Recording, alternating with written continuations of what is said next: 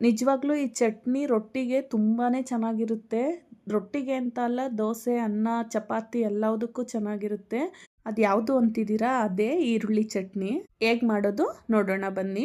ಮೊದಲಿಗೆ ಬಾಣಲಿಗೆ 1-2 ಸ್ಪೂನ್ ಎಣ್ಣೆ ಹಾಕಿ ಕಟ್ ಮಾಡ್ಕೊಂಡಿರೋವಂಥ ಈರುಳ್ಳಿನ ಹಾಕಿ 1 ನಿಮಿಷ ಫ್ರೈ ಮಾಡ್ಕೋಬೇಕು. ನಂತರ ಇದಕ್ಕೆ ಹೆಚ್ಚಿರ್ತಕ್ಕಂಥ ಟೊಮೊಟೊ, ಬೆಳ್ಳುಳ್ಳಿ, ಕರ್ಬೇವಿನ ಸೊಪ್ಪು, ಸಾಂಬಾರ್ ಸೊಪ್ಪು, ಒಂಚೂರು ಹುಣಸೆಹಣ್ಣು ಹಾಕಿ ಚೆನ್ನಾಗಿ ಹುರ್ಕೋಬೇಕು. ಅಂದರೆ ಹಸಿ ವಾಸನೆ ಹೋಗೋ ತನಕ ಹುರ್ಕೋಬೇಕು. ಇದಕ್ಕೆ ಒಣಮೆಣ್ಸಿನ್ಕಾಯಿ ಇದ್ದರೆ ನೀವು ಹಾಕ್ಕೋಬೋದು. ನಾನಿಲ್ಲಿ ಒಣಮೆಣ್ಸಿನ್ಕಾಯಿ ಇರಲಿಲ್ಲ, ಒಣಮೆಣ್ಸಿನ್ಕಾಯಿ ಹಾಕಿದ್ರೂ ಚೆನ್ನಾಗಿರುತ್ತೆ. ನಾನಿಲ್ಲಿ ಒಂದು ಸ್ವಲ್ಪ ಉಪ್ಪಿನ ಪುಡಿ ಸೇರಿಸ್ತಿದ್ದೀನಿ, ಅಂದರೆ ಟೊಮೊಟೊ ಈರುಳ್ಳಿ ಬೇಯಲಿ ಅಂತ ಅಷ್ಟೇ. ಇದೆಲ್ಲ ಹುರ್ಕೊಂಡಾದ್ಮೇಲೆ ಆರಕ್ಕಿಟ್ಬಿಟ್ಟು ನಂತರ ಮಿಕ್ಸಿ ಜಾರ್ಗೆ ಇದನ್ನೆಲ್ಲ ಹಾಕ್ಕೋಬೇಕು. ನಾನಿಲ್ಲಿ ಒಣಮೆಣ್ಸಿನ್ಕಾಯಿ ಹಾಕಿಲ್ವಲ್ಲ, ಹಂಗಾಗಿ 1 ಸ್ಪೂನ್ ಖಾರದ ಪುಡಿ, ಇನ್ನೊಂಚೂರು ರುಚಿಗೆ ತಕ್ಕಷ್ಟು ಉಪ್ಪನ್ನ ಹಾಕ್ಕೊಂಡು ರುಬ್ಕೊತಿದ್ದೀನಿ. ಸ್ವಲ್ಪ ನೀರು ಹಾಕಿ ರುಬ್ಕೊಳ್ಳಿ. ಇದನ್ನು ರುಬ್ಕೊಂಡಾದ್ಮೇಲೆ ಮತ್ತೆ ಬೇಯಿಸೋಂಥ ಅವಶ್ಯಕತೆ ಇರಲ್ಲ, ಯಾಕೆಂದರೆ ಮೊದಲೇ ಈರುಳ್ಳಿ ಟೊಮೊಟೊ ಎಲ್ಲ ಬೇಯಿಸ್ಕೊಂಡೇ ರುಬ್ಬಿದ್ದೀವಲ್ಲ.